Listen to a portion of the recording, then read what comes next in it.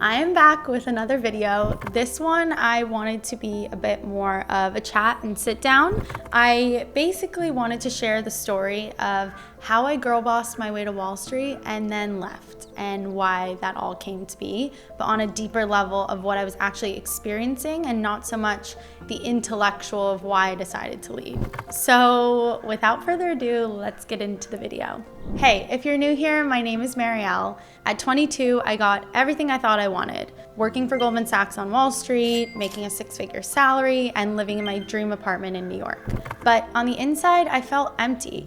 And I had to go on the journey of discovering why. In this channel, I share everything I've learned since about slowing down, tuning in, and living a life in alignment with who I truly am. And I share all my tips and tricks and everything I've learned with you here. So let's talk about girl bossing and finding my way to Wall Street and then leaving. The most important thing I've realized is just truly being in your feminine essence and what that actually means when it comes to career, jobs, trajectory, etc. I girl bossed my way to Wall Street because I worked really hard to get there, and I networked with over 100 people, wrote 70 handwritten thank you notes, and probably way more than that once I actually was there. And I was very intentional about the fact that I really wanted this opportunity. I was so gung-ho, set on doing this, and I felt like the opportunity almost fell in my lap, and that it was up to me to really take advantage of it and to really see it through. And I girl bossed my way to New York by continuing that same process of once I got the internship with Goldman in Florida, I knew I wanted to be in New York, and I just kept pushing and kept networking with people, and I just knew that I could do it, and I loved a good challenge. And I actually love that about myself. I love that I love to work hard, and I love a challenge, and I'm constantly finding new ways of challenging myself, like doing YouTube and finding ways to create systems around things, so it's I can just be so intentional with everything. I think girl bossing is an interesting term because I feel like we're taught from a young age to just be intense and to work in ways which are the ways in which men work, and that's how I got to New York. I was very commercial with everything. I wanted to produce as much as possible. I was very intense. I was very network focused and networking oriented, and a bit of a shark, to be honest. Not that bad really, but for me, it felt like that's what I was being like. And now that I've gone on the journey ever since I left of figuring out who I am and why I even got there in the first place, because I remember being there and just feeling everyone's so intense here, and everyone's out for themselves here. And that was in New York City, obviously. I should have known better. I was so used to the Florida experience of being kind and stuff. So I feel I was taught since a young age to really go for things and be very aggressive, but intense, and no one can get in my way. And I just don't feel that way anymore about life and about accomplishments and achievement and success. I feel now that I feel more like a girl and more feminine, that life and achievement and success is about making sure everyone is taken care of and making sure that life around us gets better as a result of my contributions. And that's not how I felt at all in New York. And that's definitely not the sentiment or the mindset that got me to New York. The Goldman mindset for me personally was just anything and everything that's in my way, whatever it takes, I will just conquer. I will just get out of the way. And now I should add that we have both these masculine and feminine traits in us, but I just don't know how I feel about girl bossing. I think it's just good to be a good human being and just feel what feels right for you. And so yeah, I'm just really wanted to chat, and honestly, I'd love to hear what you think in the comments about this whole idea of girl bossing. I girl bossed my way to New York. I hustled, I got there, I worked hard. And upon working hard and doing all of that, I realized that it wasn't in alignment with who I am. And when I began to be more feminine, or in my true nature, and feeling I was actually experiencing life in my body and not my head, then I just began to realize that, wow, as a girl, like there's such a softer and kinder way to do things that we shouldn't have to be like men. That's actually not the point. Like if we become like men, then we're just contributing to everything that's already happening that we probably at a fundamental level don't agree with. Like as a woman or as a feminine, like you really want everyone to get along. You want the world to be taken care of. You feel life, you sense it. You want to just love everyone and take care of them. And I feel that that can be done through, business or certain ways of girl bossing, but maybe we need a new definition, because I don't think the answer is to do it all. And I really am proud of my generation for kind of questioning that and sort of wondering, like, do we have to do it all? Do we have to do 8 million things at once? Like, I know women are good at multitasking, but isn't there a way where we can just step back and be something else and still go after the things we want? And I'm really on this path now of discovering, like, what is healthy feminine striving? Like, when is it that a woman is at her best and contributing to the world in a way which feels aligned? Like, when is it that she feels like she's doing things that feel like her and not like what the world is telling her to be? I feel like in my experience, I followed what the world told me to be, and to be hardened and like intense and strict and raw. And like, that's just not me. Like, I'm so soft and bubbly and sensitive and loving and warm and caring. And I feel like those traits weren't necessarily, that's not what's appreciated sometimes in this world. It is in some cases, but it's just like, even defining the word healthy, like everyone's view of healthy is different. Everyone's view of healthy is different. Like, that's just true. But what is feminine striving? What is striving in a way which isn't conforming to what the world tells us that achievement and striving is? Is there something we can do that is both caring and heartful and loving, that also contributes to the world and has as much success as something that is successful in today's age?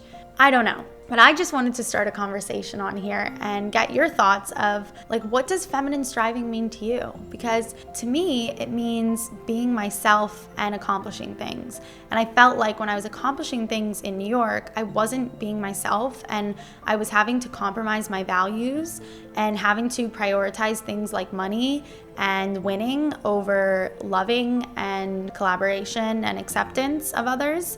And so that has been a very, very, very interesting experience. And so when I left Wall Street, I realized that the most expensive thing I ever bought into was my disconnections from who I really am as a feminine. And I feel like a lot of things are talked about with, being a woman and striving, but it's just interesting the ways in which it's being perceived and the ways in which it's being portrayed.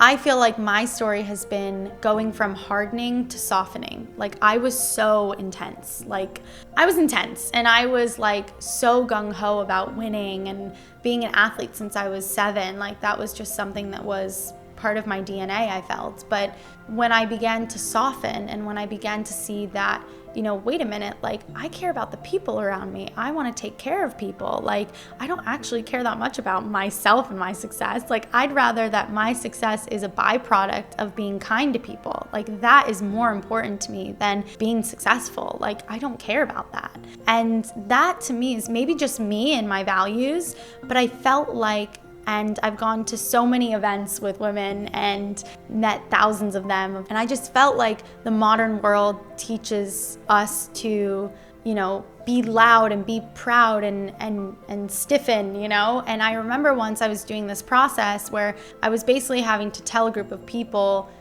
who I am in one sentence. And I remember just sort of like outwardly expressing who I am instead of embodying it. And it was a huge shift. Like, when I was outwardly saying, like, I'm this and I'm that and rah rah, like, I'm a woman, it didn't hit.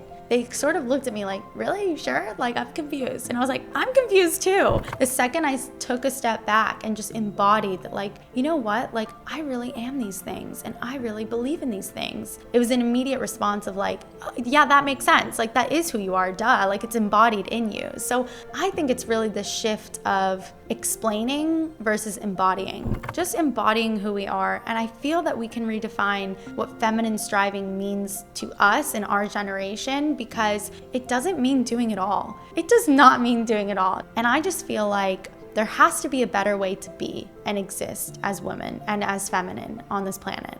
And if I can play any small part in that, in helping women redefine what it means to be a feminine striving, I will gladly be happy of my contributions, of knowing that I'm taking care of people, and also sharing my story of how, yeah, I girl bossed to Wall Street. It was great and fun while it lasted, but the second I got over the hump and realized that, like, oh my goodness, I thought like all this external achievement was like who I am and my identity was wrapped up in it. The second I left, I was like, oh my goodness, this is not me. Like, I'm just this soft person who just wants to take care of people. Like, my career choice would be very different than the previous thoughts. And I guess that is my whole message of like what left me feeling empty inside. And I feel that when the feminine is awakened and alive within someone, and not in the intellectual feminine, but the heart and the soul and the body, when it's embodied in each of us, it leads to a softer and kinder world. Because right now this world is very much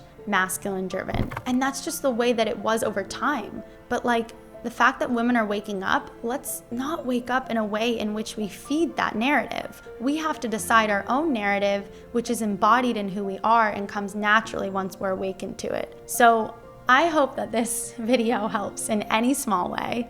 Let's remember to soften, to give presence, to give care, to give love to everyone that we meet. That's our superpower as the feminine and as women. Our superpower is also that we can achieve things. But the more natural thing is the way in which we achieve them, in the way in which we show up. This is what we can teach the masculine. This is what we have to offer to this world. It's very different than what we're being sold or told to do. And we have the power to make everyone feel seen and valued in every moment in which we arrive. We have a certain quality of presence and an effortlessness that each and every single one of us possesses. And when we're far away from that nature, that's when we begin to feel this friction and this traction inside that doesn't sit right. There is a certain grace that women have and that the female has, and the feminine. I'm just curious about this term, feminine striving. Like, what does that mean to us as women? What does it actually mean to us? Not what we've been sold that it should mean to us. We don't all need to be out there conquering the world, but we can find ways to our own version of conquer, which I don't really know right now. Here's my ultimate message with this whole idea of feminine striving, is that when a woman truly sees herself for who she truly is, the world around her changes. I've been through this experience. And when a woman returns to her true nature, her essence, she heals the world around her. In this time when it feels like everyone is saying that like the world is going in all these different directions, let's take individual responsibility to be the feminine. Not what they're telling us to be, but who we know we are inside. This is my message. I love you. Thank you for watching. I can't wait to see you in the next one. And please let me know in the comments what you think about feminine striving. And if you want to build more self-awareness, you can watch my video on that. I love you, and I'll see you in the next video.